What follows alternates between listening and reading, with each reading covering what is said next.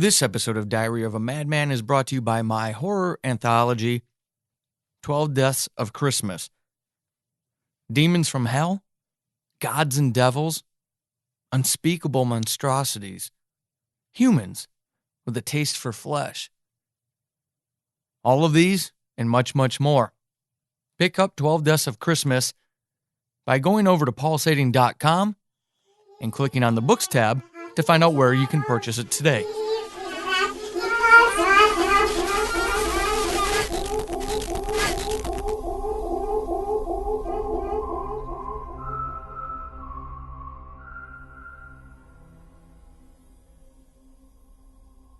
You have the gall to call yourselves moral when you don't have the first fucking clue about how to conduct yourself, in private or in public. You've no care for etiquette. All you care about is yourself. Well, you and that fragile package you call an ego. Everyone else can go to hell for all you care, can't they?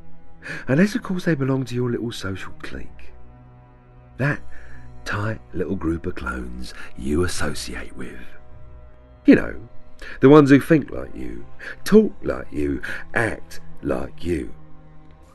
Just like the 1,000 other identical individuals who you use to insulate yourself on social media.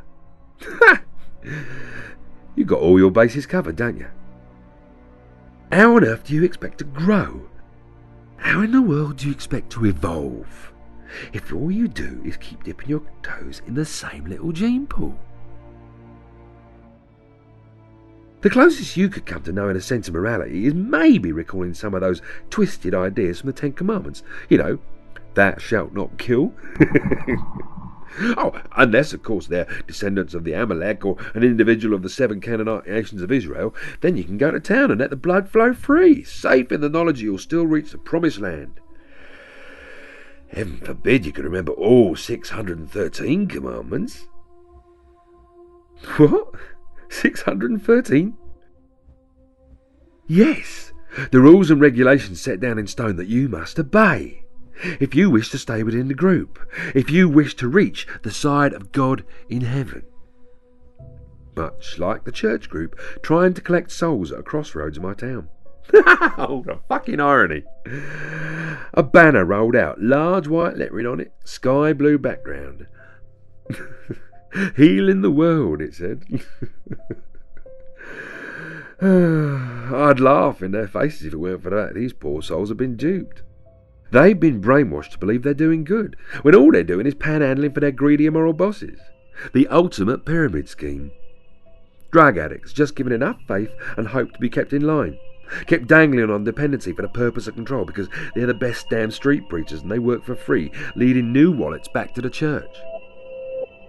They actually believe they're healing the world, when in reality they're spreading the disease, the infection that is organised religion.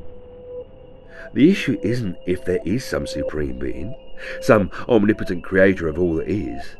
No, the issue here is spreading fear and hatred on a global scale, so the rich and powerful can control the masses into giving more riches, more control.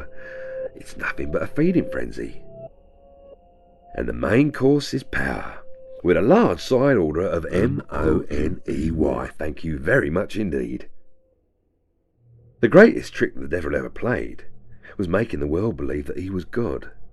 And here's Mr. I beat my family when I like it, handing out hugs and leaflets, like butter wouldn't melt in his mouth. Talk about a wolf in sheep's clothing. Does he truly believe that doing the Lord's work is redemption enough for his deeds? Do you? Because I sure as shit don't. Parents are gods in the eyes of their children. Or maybe this is all part of his cunning disguise. I can see his friends commenting on how Bob would never hurt a fly, such a wonderful church-loving man. Does he regale his tales of wife-beating in the confession booth, that twisted box of admission and guilt, where priests remind you to hate yourself? I fucking doubt it. But he will confess to me, right before I turn him inside out and send his unrepentant arse to hell. What I don't understand is why you think you need a church when God is omnipresent. God, if he's real, is right by my side with every action I take. and I have not been smited for a single life I've taken. He has his hand on mine and helps me cut away the evil from the world. My body is my church, my soul is my God, and my killing is divinely blessed.